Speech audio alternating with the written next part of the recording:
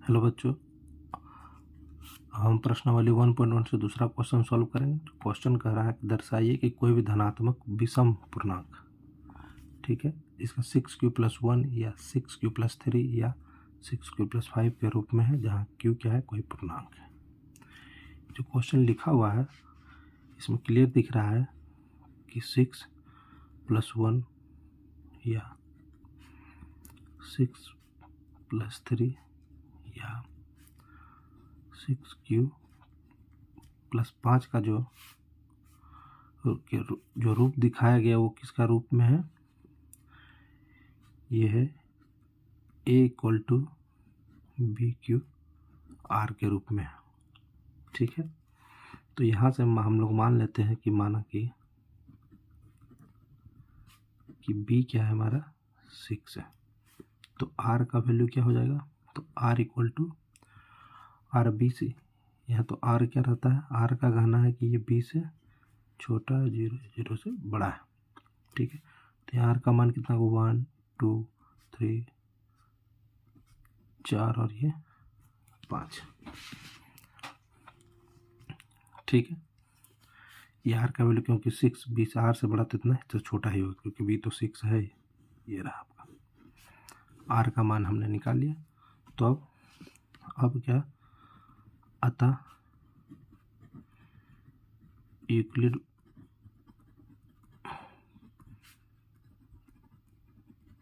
प्रमेय से केस चालू करते हैं, ये चरण 1, जिसमें हम क्या करेंगे, ये जो इसका समीकरण है इसको लेंगे और इसके जगह पर हम केस में क्या, यदि r का मान 0 रखते हैं तो a क्या आएगा? r का मान 0 रखेंगे तो a आ जाएगा b/q। तो यहाँ b का मान 6 है, b का मान 6 है, तो ये b या विषम संख्या कह रहा है, तो ये 2 भाग में बट गया। एक मान लेते हैं कि q का मान सम संख्या है और एक q का मान विषम संख्या,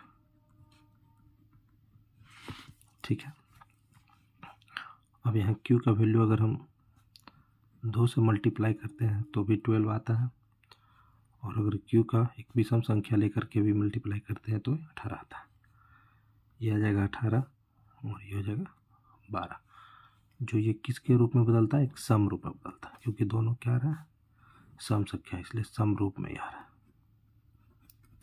फिर केस नंबर हम दूसरा लेंगे, इसमें देखेंगे केस नंबर दूसरा में जब हम यदि r=1 रखते हैं तो a बराबर क्या आता है? 6q+1, ठीक है। इसमें q को हम सम मानते हैं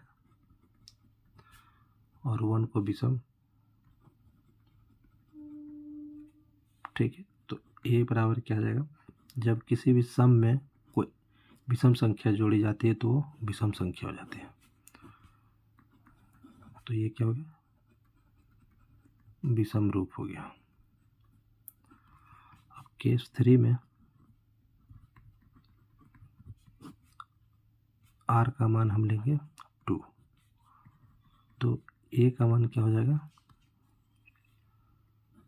6q+2, जिसमें से फिर से ये सम संख्या है और ये भी क्या है, सम संख्या है, तो a= हो जाएगा आपका 6q+2। ये तीसरा नंबर भी हो जाएगा, समरूप हो जाएगा। अब हम लोग समरूप हो जाएगा। अब हम यहाँ से चलेंगे केस नंबर 4 लेकर, ये बगल में ही कर देते हैं। केस नंबर 4 हम लेते हैं, जिसमें से r का मान क्या रखेंगे हम लोग? 3। तो a का मान क्या निकलेगा? 6q+3।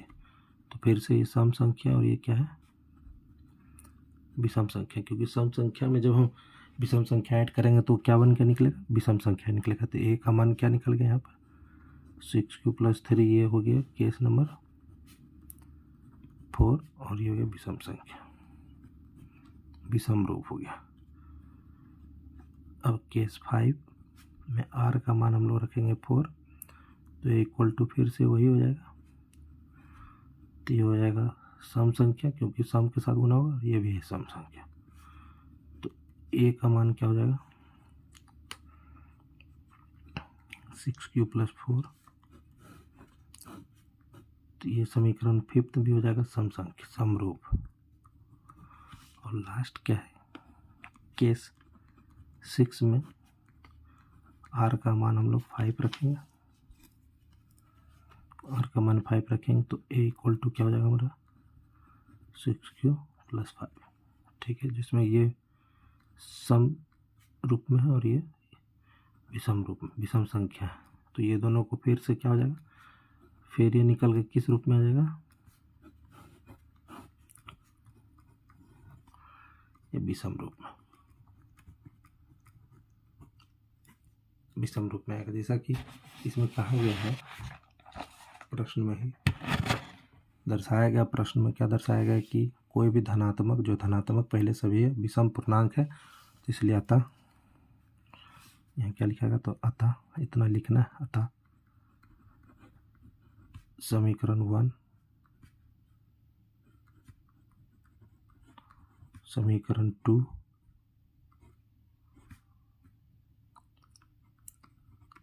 तथा समीकरण 4 से यह स्पष्ट है कि प्रत्येक धनात्मक विषम पूर्णांक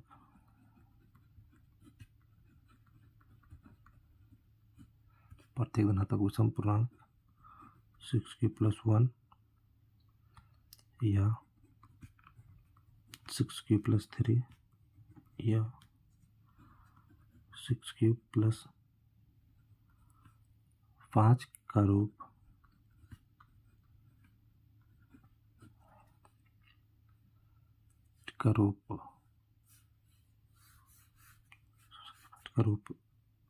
होता है,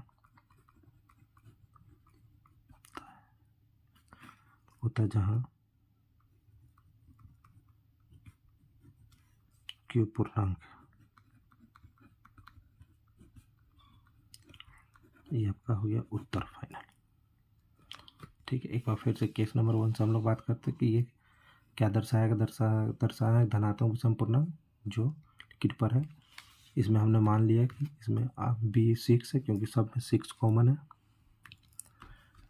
b 6 है इसलिए कॉमन, इसलिए b का मान। तो r क्या कहता है कि r छोटा होगा b से, या 0 से बड़ा होगा, तो r का मान मैंने केस 1 में भी a का मान रखा, तो एक सम एक विषम, सम विषम रख के देखा तो वो सम संख्या रहती है। इससे आगे क्या हो गया, केस 2 में हमने इसको सिर्फ सम ही मान लिया, फिर ये विषम के साथ जुड़ेगा तो विषम संख्या हो जाएगा। नीचे भी उसे ये भी सम माना, तो ये फिर सम है, तो ये सम।